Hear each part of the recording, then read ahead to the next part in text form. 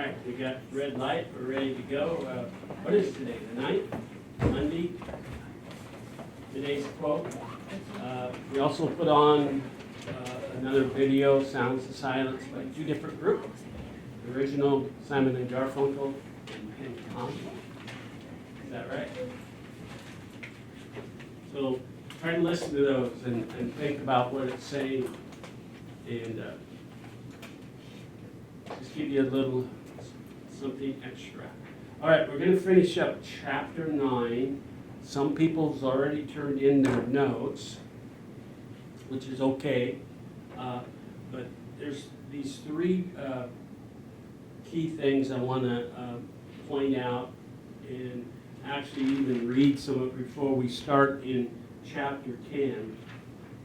And a couple other announcements. We do not have class Wednesday.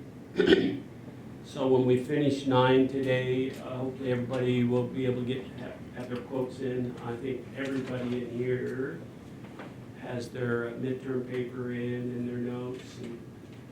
But just double check, because there will be really no assignment other than prepare yourself for chapter 10. In chapter 10, preview the triumph of white men's democracy. So you can almost guess what that's about.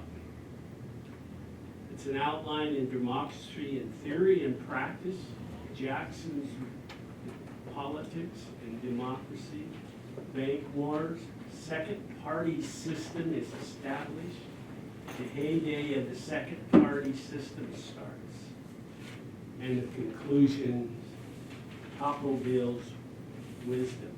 I like to call him Tocqueville. Lots in the next step of the next group of presidents. And I guess we do have an official president. Is it somewhat official, Biden? Good or bad? We'll see. Parts of me say that with lawsuits and all that, the recounts, will it change it? Will the Supreme Court get into it? As American history, will it change it? Only a little bit of time will tell. Interesting to see what's going to happen.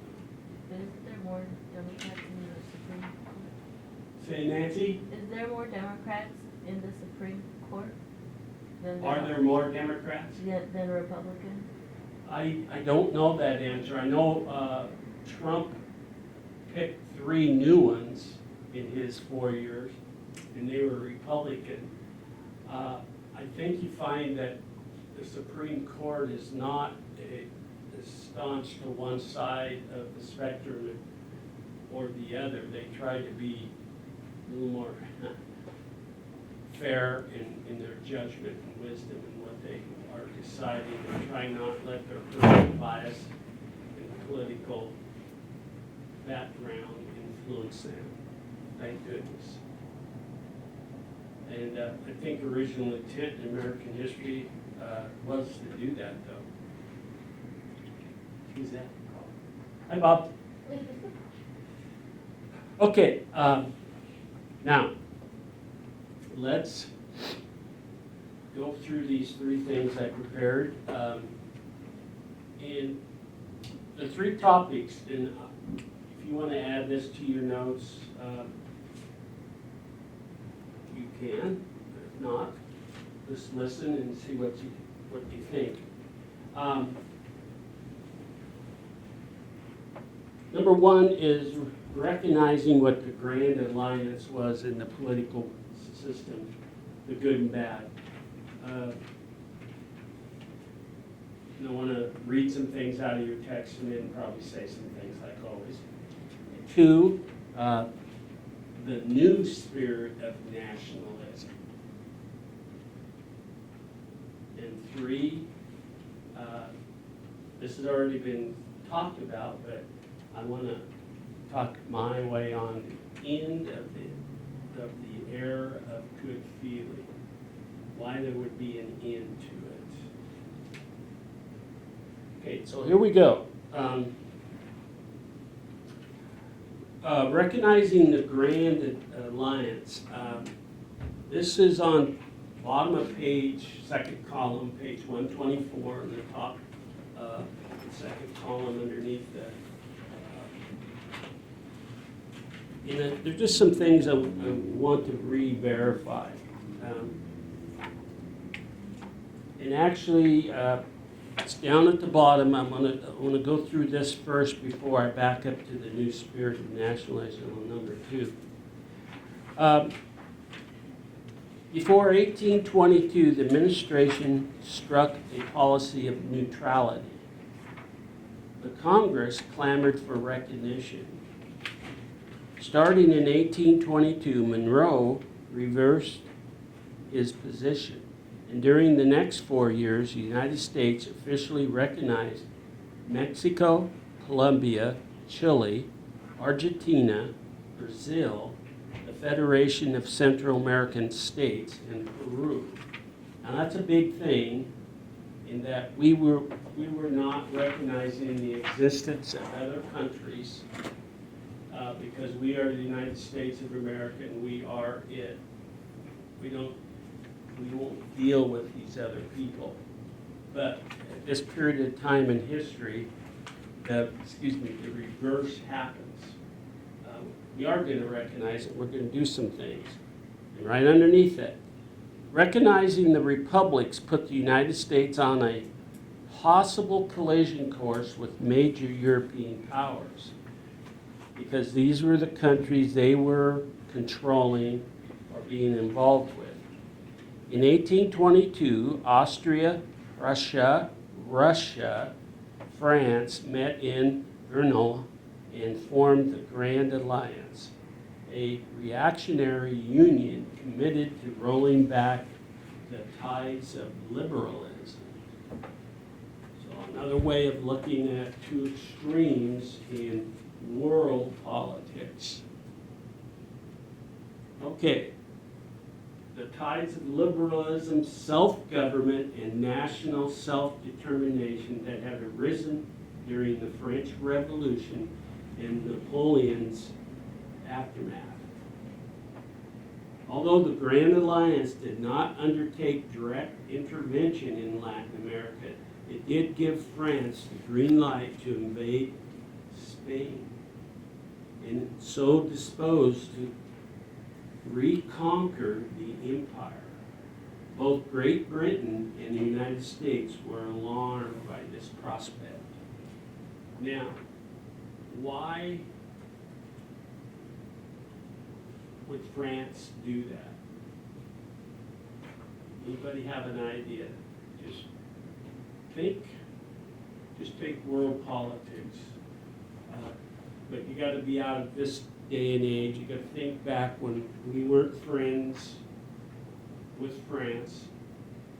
We were bitter enemies to Great Britain, but we turned quickly, didn't we?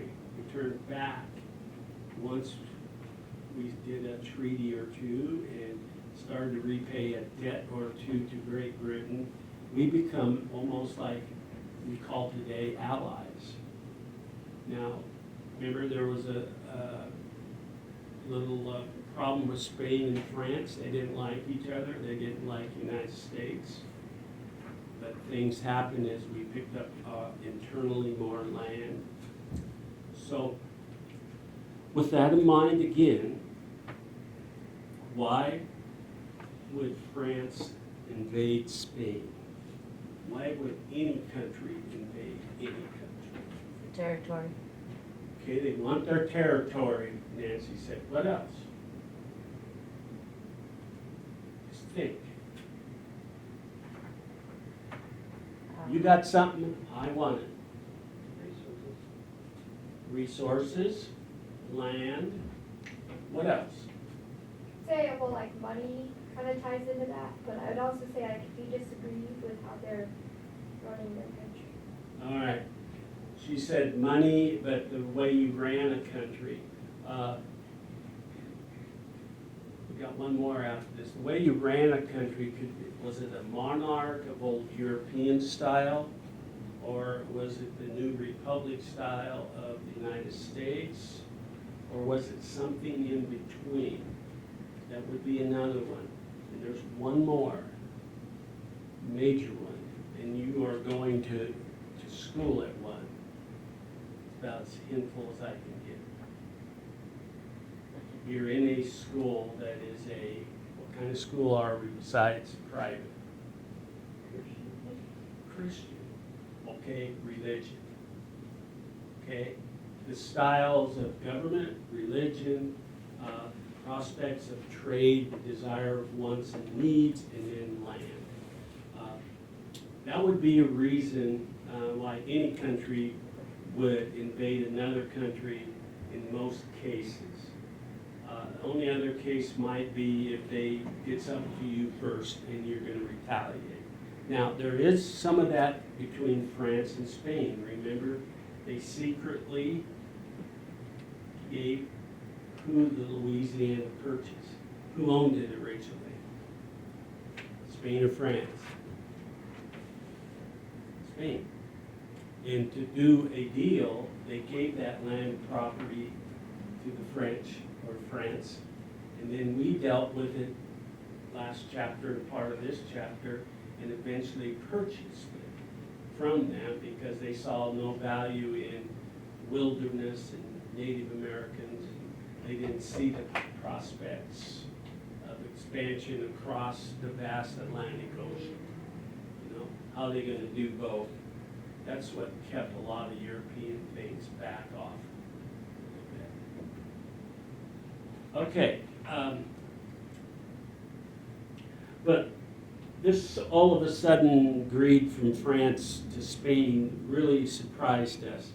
The threat from the Grand Alliance compelled, I'm still on that same section, compelled America to move closer to Great Britain, which for trading reasons favored independent Latin American countries. Okay, now instead of invading these Latin American countries that I read off earlier, you know, we begin a trade, a nationalistic or nationalism type of trade because they had some products we wanted and we had vice versa some products. Okay, in August of that next year, 1823, the British Foreign Secretary, George Canning, suggested to the U.S. Minister of Great Britain the possibility of a joint Anglo-American action against the designs of the alliance. Okay, we got to stop there. So, what was the alliance's original intent? If you go back to page 124.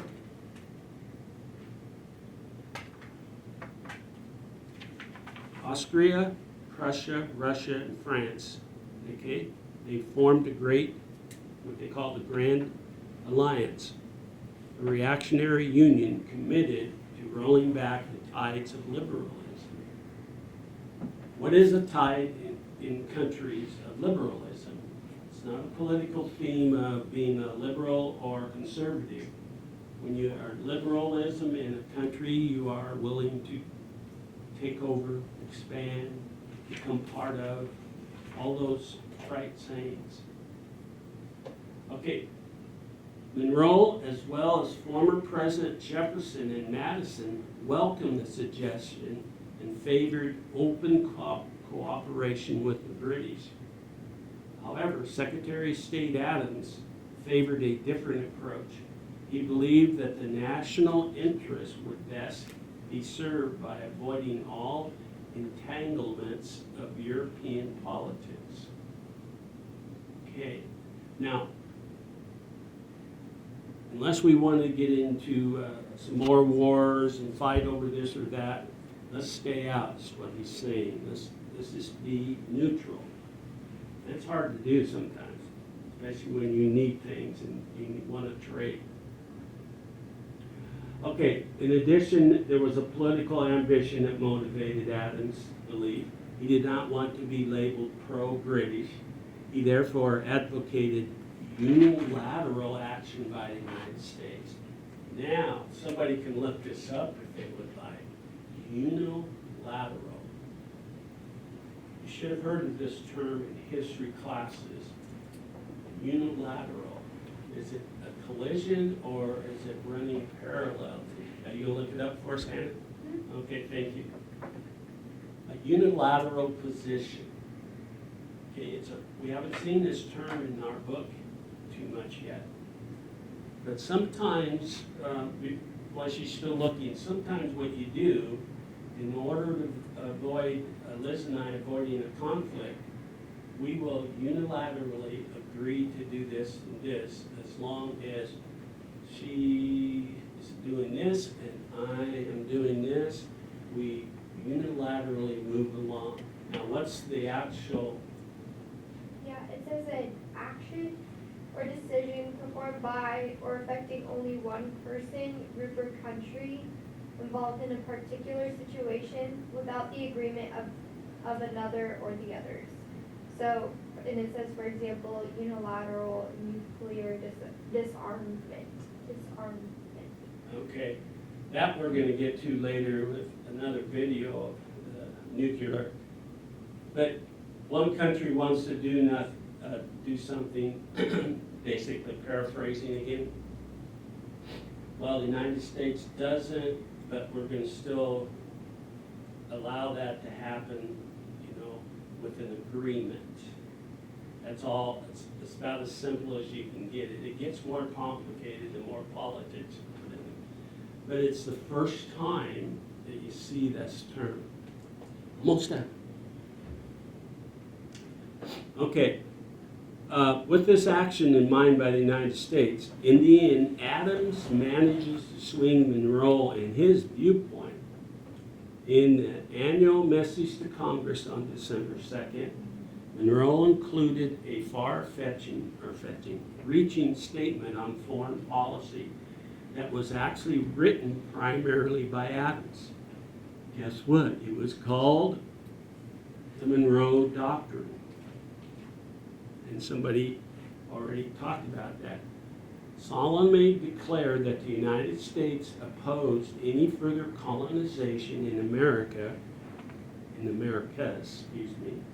or any other effort by European nations to extend their political system outside their own hemisphere. In return, the United States pledged not to involve itself in the internal affairs of Europe or take part in the European wars. So there was the unilateral agreement, so to speak. Although the Monroe Doctrine made little impression on the great powers in Europe, or of Europe at that time, it was proclaimed significant, the rise in the sense of independence and self-confidence in America's attitude about themselves and about their attitude of the old world. We are now, America, United States, we are no longer part of Europe, although we do recognize you as a country, but we are sovereign and independent of you. We have our own necessary supplies, without telling them that we were trading with Latin America for some, during President Trump's tenure, and actually before, we become self-sufficient, for example, in our own oil production. I don't know if you remember, because of the Iraqi war, we were getting a lot of our oil products and petroleum from there. Now we're self-sufficient. So this is what they're announcing to the world at this moment, that we are self-sufficient. And we're not going to expand on one side of the mountain. Okay, now,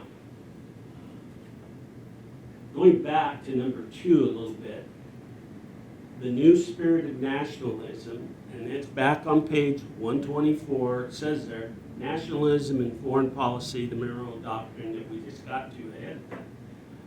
I just want to read that one paragraph. The new spirit of nationalism was also reflected in foreign affairs. The main diplomatic challenge Monroe faced after his re-election was how to respond to a successful revolt of most of Spain's Latin American colonies after Napoleon was done with his wars. Henry Clay and many other Americans favored immediate recognition of the new republics.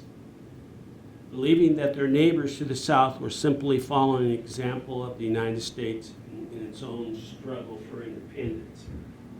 All that was, it was a feeling of Spain's influence on Latin America, that when Latin America was complaining or rebelling against Spain, and in France in the north, that all they were trying to do is copy us a little bit and be independent and gain their independence from the dominance.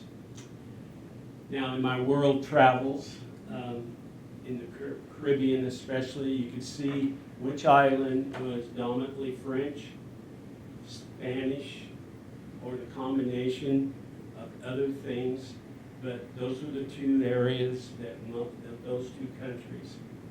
And you can see it in their architect, people, the style. And for me, as a history guy, I was just in love with just sitting, for example, in Old Town, Puerto Rico, and looking at things, going to the cathedrals, to the just the surrounding areas. And, whoa, this is true history. So it was exciting for me. Okay, and the last statement about number 3, that the end of the Arab good feeling. In case you didn't read it, the Arab good feeling turned out to be a passing phase and something of an illusion.